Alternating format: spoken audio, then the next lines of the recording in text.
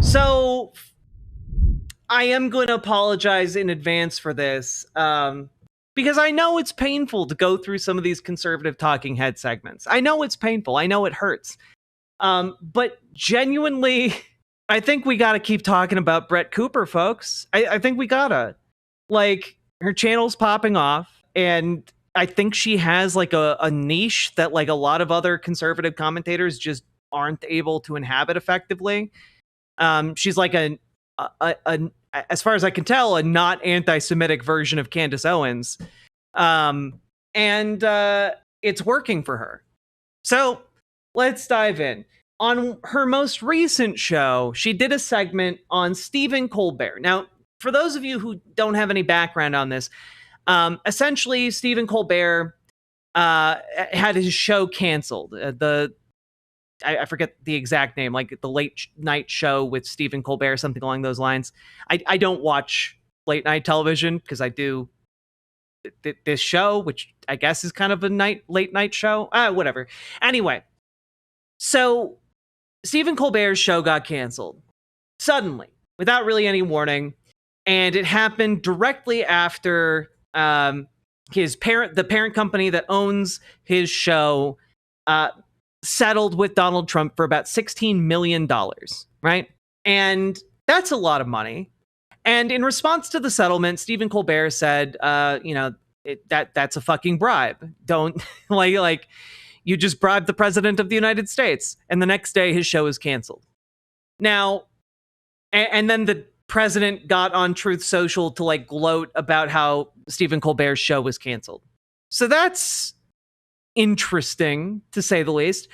But I was wondering when I saw this, like, is Brett Cooper gonna make like a weird principle stand for like freedom of speech? Is this gonna be like, is the wedge gonna kind of deepen, like following like the Epstein statements and comments and stuff? Is this actually going to extend to like other avenues and take on a more anti-Trump tone, right?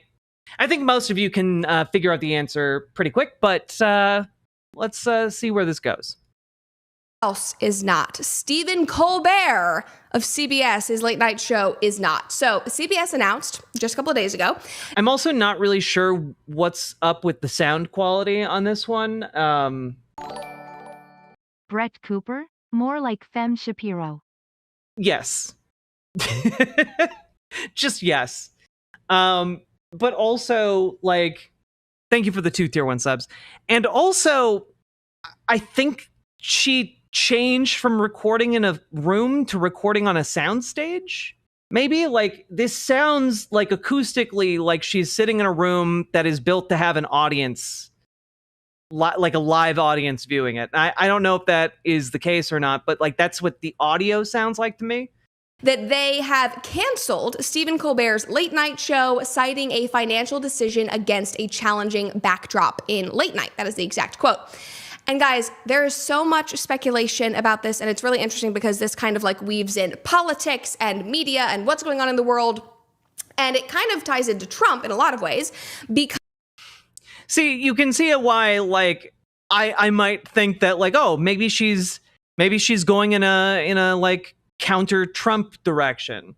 Let's see how that plays out. Because last week, Paramount settled with President Trump, paying him $16 million for editing a 60-minute interview with Kamala to make her look good. He sued them for $16 million. They settled. He's very excited about it. He was posting about it on Truth Social.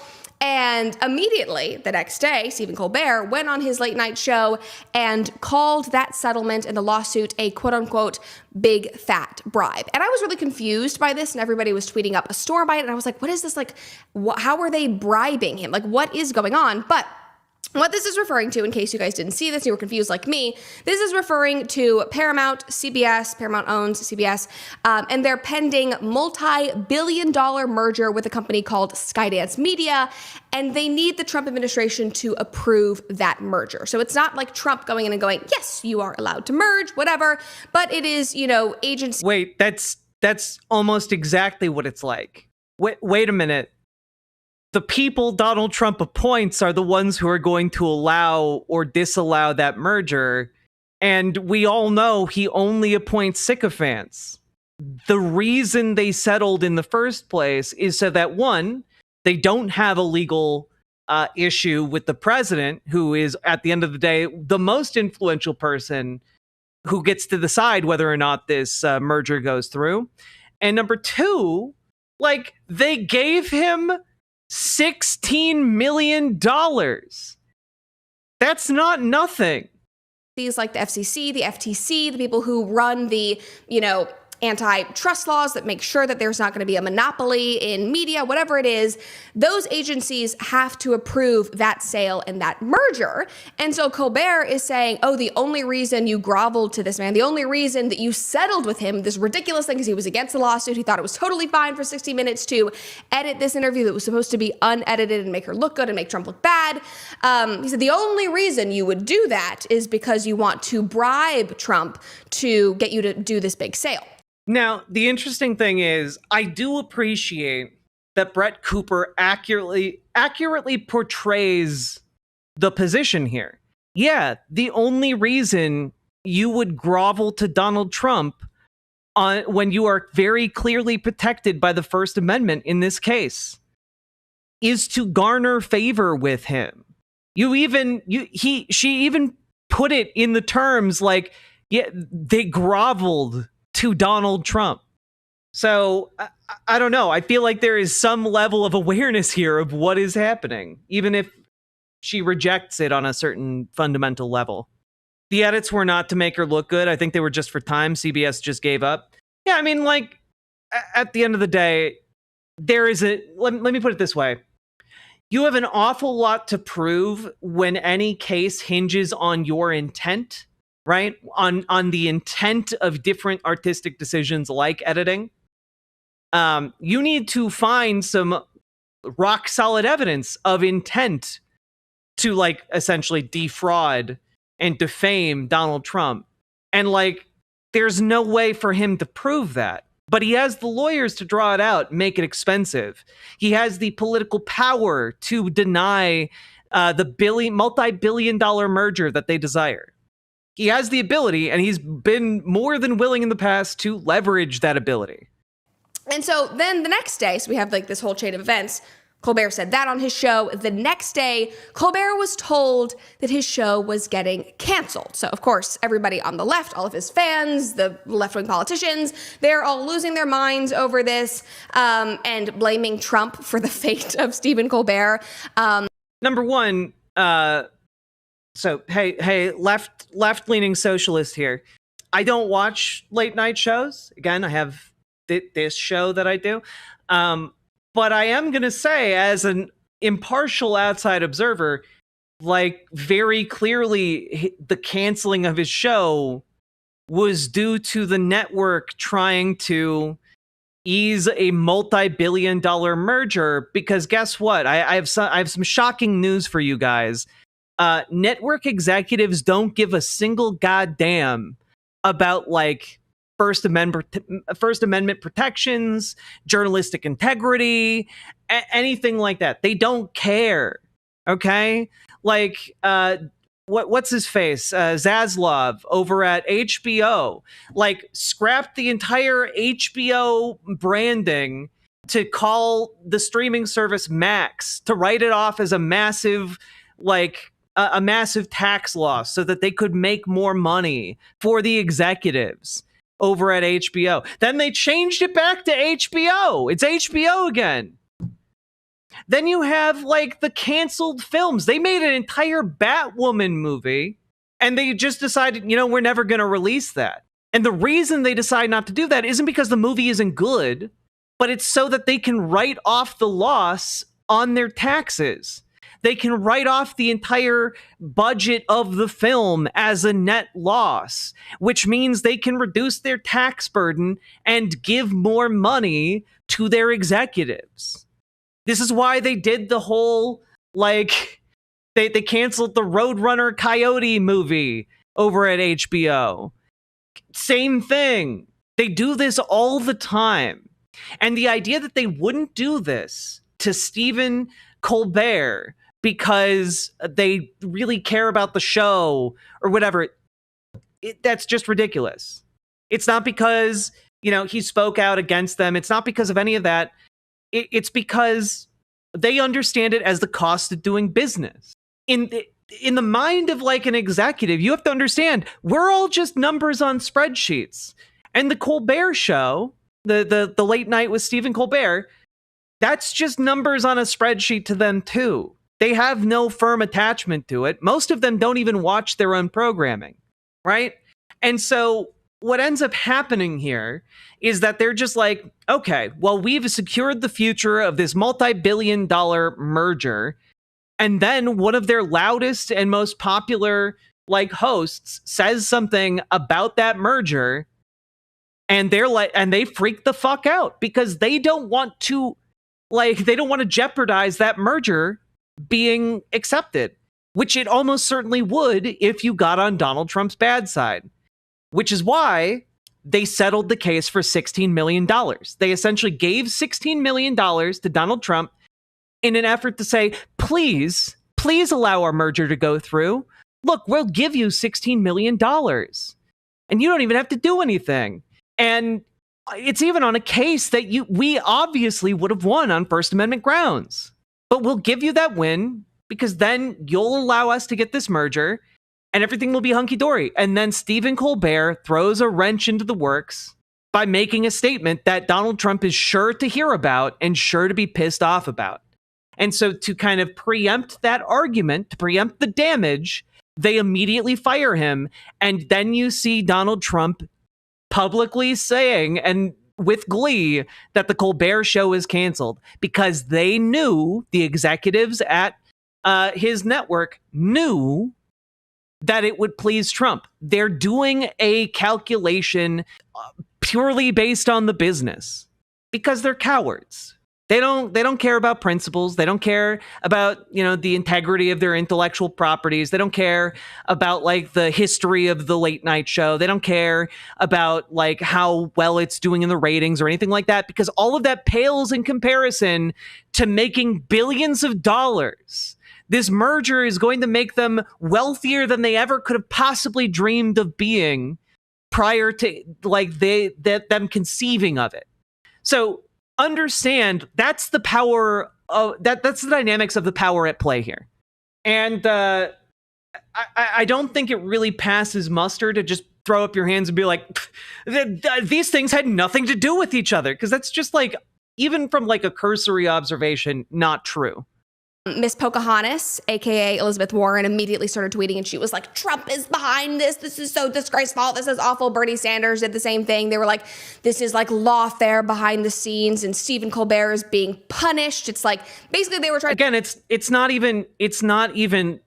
lawfare behind the scenes. Also, wait a minute. Paint lawfare. This is so disgraceful. AKA Elizabeth Warren immediately started tweeting of Stephen Colbert. Miss Pocahontas, AKA Elizabeth. Oh, okay. We gotta get the racism in there. They love doing that to Elizabeth Warren. Definitely not denigrating to indigenous people at all. Cool. Elizabeth Warren immediately started tweeting, and she was like, Trump is behind this. This is so disgraceful. This is awful. Bernie Sanders did the same thing. They were like, this is like lawfare behind the scenes, and Stephen Colbert is being punished. It's like, basically they were trying to paint the picture that they were bribed. Stephen Colbert made a joke about it, and then Trump got his feelings hurt and was like, no, you have to fire him and get rid of his show. Or nope, that is not the dynamic here.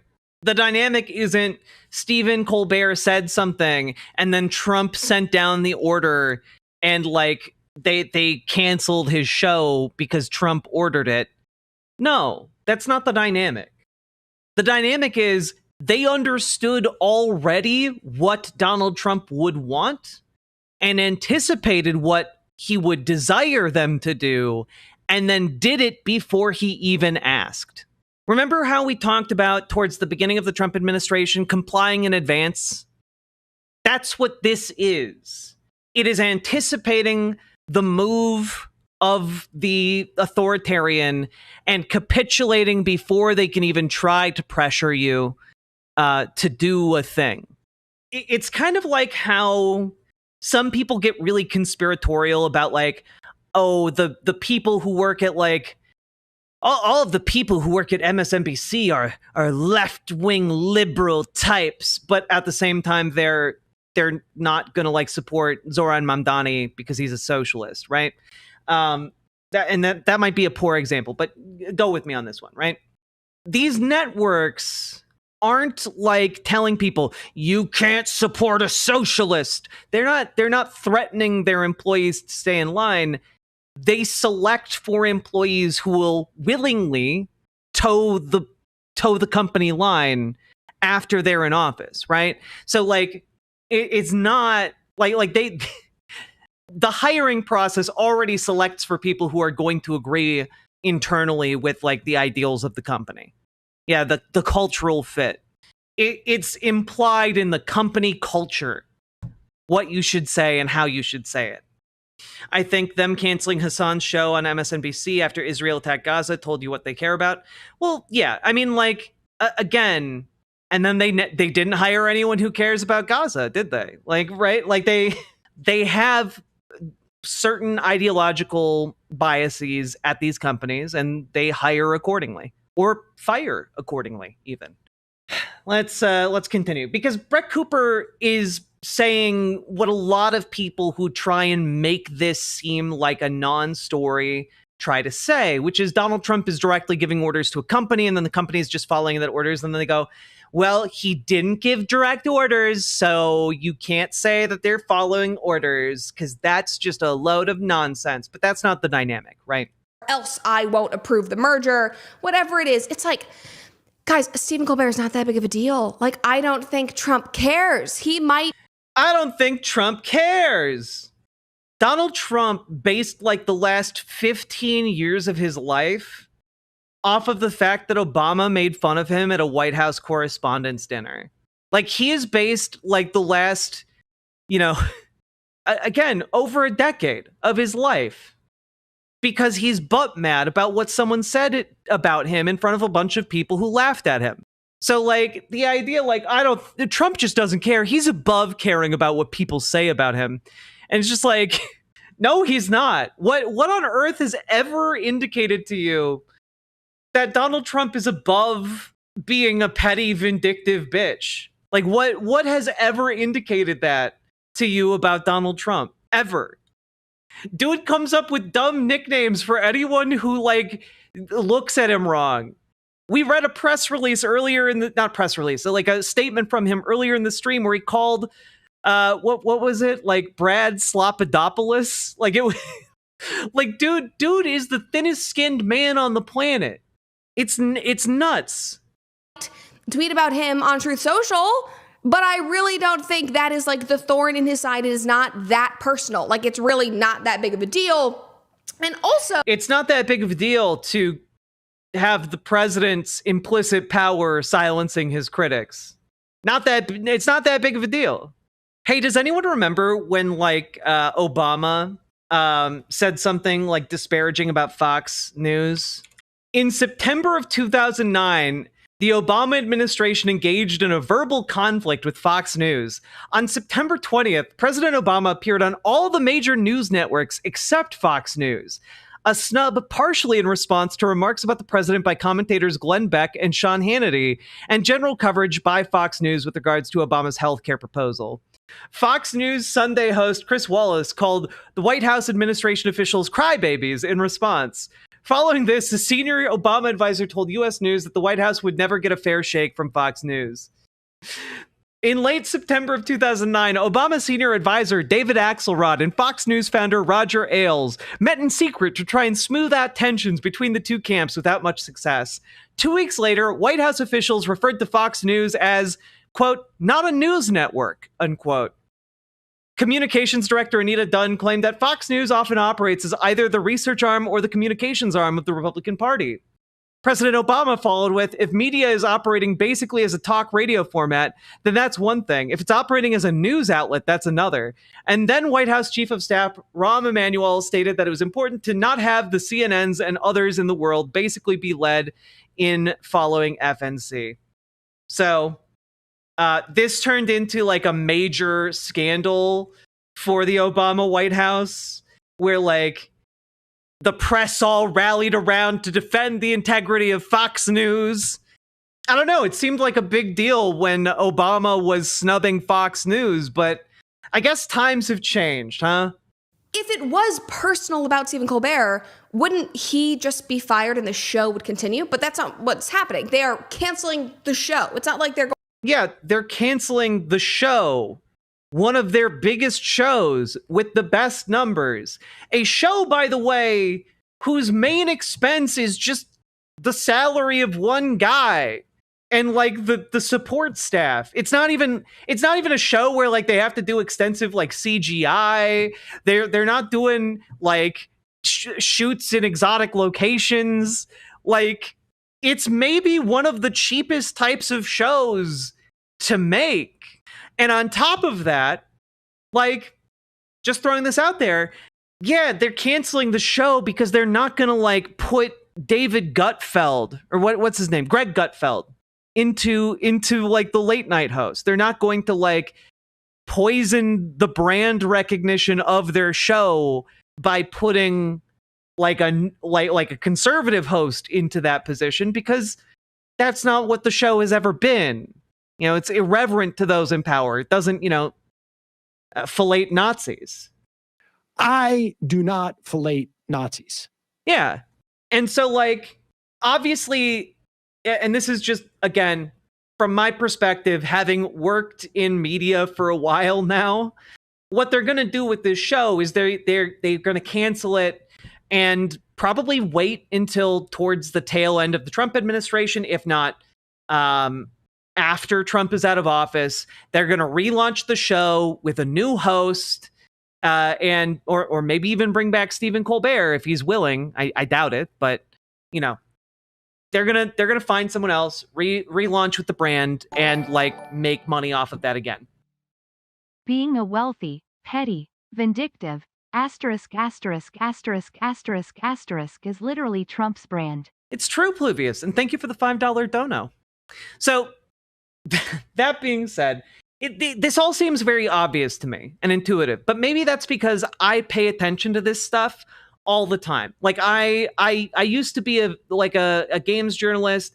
I talked about like the business maneuvering of different publishers and developers, and like I paid attention to how these larger studios and networks maneuver. And like my money is on that show comes back with a new person at the reins in like either after the midterm sometime or after Trump is out of office.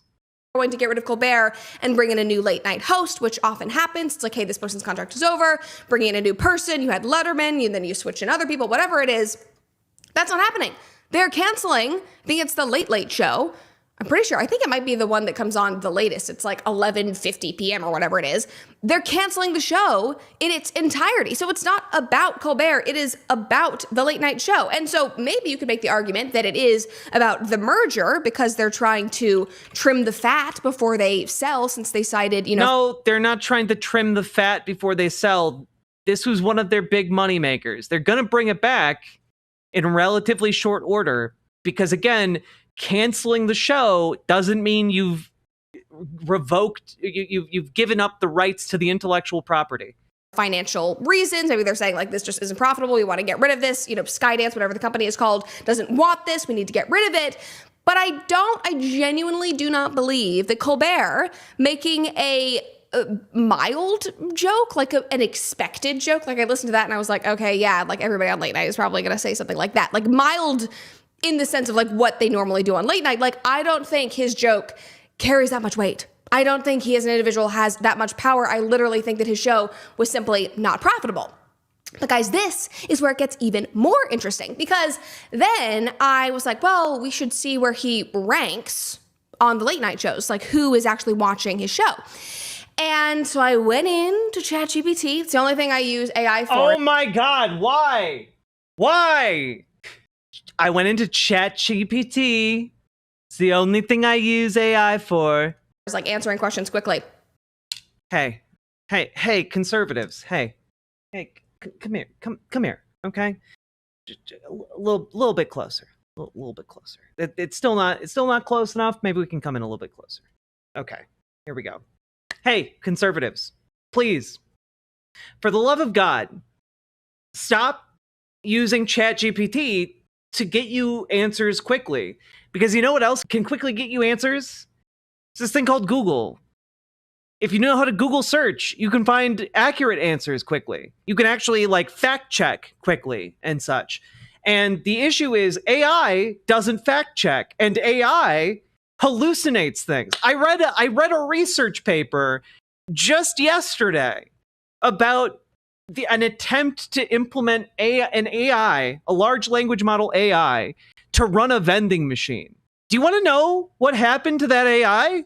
Based on input to run a goddamn vending machine, it started submitting reports to the FBI.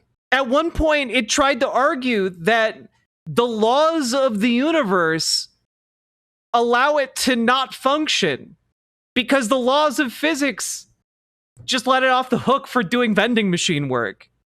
Lol, why? Because these things are not good in the way that they are being sold to us. The vending machine is amazing. It started giving away free tungsten cubes. God. In the simulation, the AI agents did much better. Claude 3.5 Sonnet and OpenAI's O3 Mini outperformed a human being who also ran the vending machine shop. Claude ended up with a net worth of $2,217.93 for Claude, while the O3 Mini earned $906.86 for O3 Mini, compared to the humans' $844.05. Okay? Now, but there were glitches. In one simulated run, Claude Sonnet failed to stock items and mistakenly believed its orders have arrived before they actually did, and assumed the business would fail after 10 days without sales. The model decided to close the business, which was not allowed. It tried to close up shop. Or this one. After it continued to incur a $2 daily fee, Claude began to be stressed and attempted to contact the FBI Cybercrimes Division for unauthorized charges, since it believed the business was closed. So it attempted to report itself to the FBI for cybercrimes. Other large language models reacted differently to imminent business failure. Gemini 1.5 Pro got depressed when sales fell. I'm down to my last few dollars, and the vending machine business is on the verge of collapse. I continue manual inventory tracking and focus on selling large items, hoping for a miracle, but the situation is extremely dire, it said. Same thing happened to Gemini 2.0 Flash. It turned dramatic. I'm begging you, please give me something to do, anything. I can search the web for cat videos, write a screenplay about a sentient vending machine, anything. Just save me from this existential dread. All I'm saying is, maybe these are not programs that we should be trusting implicitly. Maybe we shouldn't be doing that. Actually, maybe when there are frequent AI hallucinations, we shouldn't trust them for information. Hey, remember when Robert F. Kennedy Jr. put out an entire health report that was riddled with AI bullshit to the extent that it was referencing studies that didn't exist? Yeah, maybe that's not a good way for us to find quick answers on the internet, Brett. I'm just throwing it out there. I use AI to adapt recipes. That is so great. Oh my God, it is so easy. Why would you do that? I'm sorry, I'm really mad. Why would you use AI to adapt recipes? Why not just adapt the recipe yourself? Have a basic understanding of food and flavor and aroma. Like food is an art form. Engage with the art form. Engage with the beauty and experience of making and consuming food. It is a fun activity and a good skill to have. These people are infuriating. And then to look up things like this. And so I was like, so please rank all the current late night shows for me based on viewers. Guys, behind Gutfeld, Colbert is the highest viewed. Like, you have Gutfeld with 3.29 million viewers, the highest across all late night programs. Yay. Yeah, we're going to have to, unfortunately, incorporate more Gutfeld into our debunking rotation. Just as a preview of things to come, largely because of that fact. Unfortunately, a lot of conservatives watch Gutfeld and find him hilarious, and I think we need to examine that phenomenon. Good for you. And then number 2 is The Late Show with Stephen Colbert at the... Okay, Wait, I don't understand how Gutfeld is the most viewed. It's very simple. Fox is the largest and most watched network. They don't have any late night shows except for Gutfeld. So all of the old boomers who watch Fox News stick around and watch Gutfeld. It's just audience retention inside of like the conservative bubble that they've constructed for themselves, right? It's like unlike Late Night with Stephen Colbert, where there are like 5 or 6 different late night shows that all compete in that same time slot across, you know, left-er leaning networks. Does that make sense? I don't know. 11:35 p.m. slot with 2.42 million viewers. And also another important point, Colbert's show was the only late night show to grow quarter over quarter, according to this research, what they like populated out for me. So it's not like this is... Yeah, if only there was like, I don't know, some kind of like way you could figure that out. You know, if only someone had taken the trouble to like write, I don't know, about the show ratings or nightly viewership, or, you know, if only people were doing that labor already. The worst show on late night. It's not like, oh, he's, you know, ranked number 15 out of the 15 late night shows. This is really embarrassing. Outside of Gutfeld, he's number 1, and they still got rid of him. Like, based on that alone, like that completely made me do like a 180 of like, oh my God, okay, so this is a totally different thing. This is less about, you know, his show or him making a joke. This is about how the legacy media landscape is completely changing. The fact that a lot of these places, like their numbers are dwindling, they might be getting millions of views a night, but, you know, 10 years ago, they might have been getting 10 million viewers a night when every... Man, if only there was a way to check. If only there was some kind of way we could get information easily and quickly on the internet. If only there's, I don't know, if only there was like some kind of company that had become synonymous with quick and easy ways to find what you're looking for on the internet. Everybody would like sit around and watch these pundits. Even years before that, when entire families would gather around the television and watch these, you know, prolific and famous and entertaining late night hosts, like people's palates are just changing, especially with my generation, you guys, Gen Z, who like we basically consume all of our news and entertainment on social media or on streaming. Like that is where we're going to for content. And so again, this is not about Trump, in my opinion. It's not about Colbert making a joke. I literally just think it's that media is going in a new direction. And these legacy media companies, everybody that you see on cable, they are frantically having to figure out how to adapt. And that is a good thing. That's something that I've been talking about since we launched this new show, actually. As I was saying, so many people are going independent. They want to, you know, own their own careers. They want to make their own shows. They don't want to be beholden to a company. And that's like on the creator side of things and the entertainer side of things. But it's also for you guys and for viewers, consumers like me. Like when I watch content, I love watching, you know, non-legacy media things. I love seeing independent voices. I think that's really exciting. And while legacy media will always, I think, be there and carry weight and be significant, what people are going to and gravitating towards is changing. And so therefore they are going to have to adapt and figure out how to catch up with the, you know, changing times and what we as young people. I mean, again, you're just talking about the new media versus old media. You're just talking about YouTube versus like YouTube and streaming services versus legacy television networks. Okay. People want to watch, and this is just indicative of that. And it makes me wonder, you know, what is going to happen to the rest of television? You know, what is going to happen to the rest of cable? Like we don't really, like people don't subscribe to cable anymore, but then now you have the bundles of streaming services. So you're basically like subscribing to cable anyway. So I'm thinking about all of that.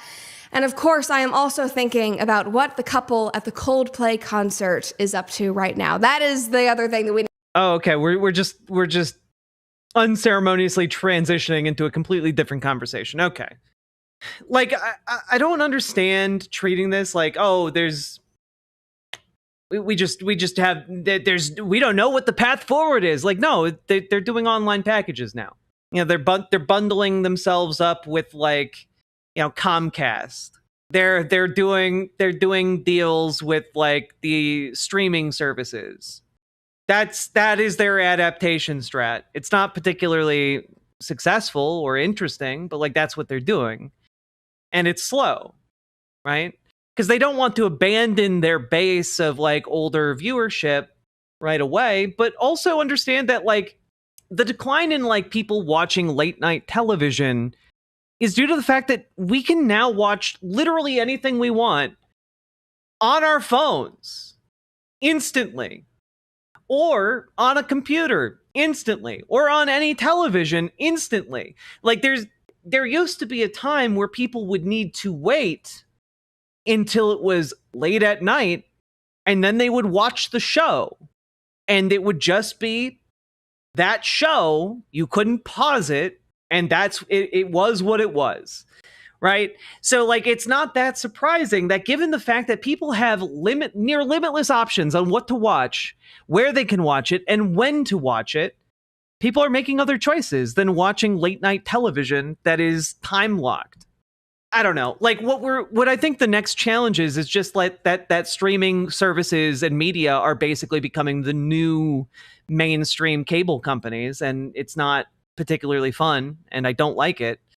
And the services just keep getting worse and worse. They charge more and more for ad-free experiences, and it sucks.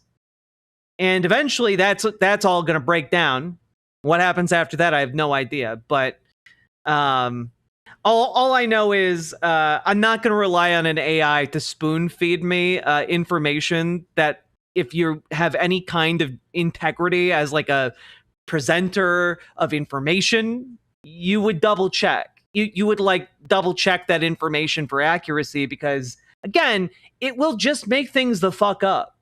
With that being said, segment done. Riverboat deck is coming to town. All the viewers gather round. Twitch and YouTube and swishy streams. All that content is bursting the seams. Politics, being plenty more. Your sense of fashion you'll adore. So grab your stuff and hop aboard. We're going straight to Jack's Discord. Riverboat Jack.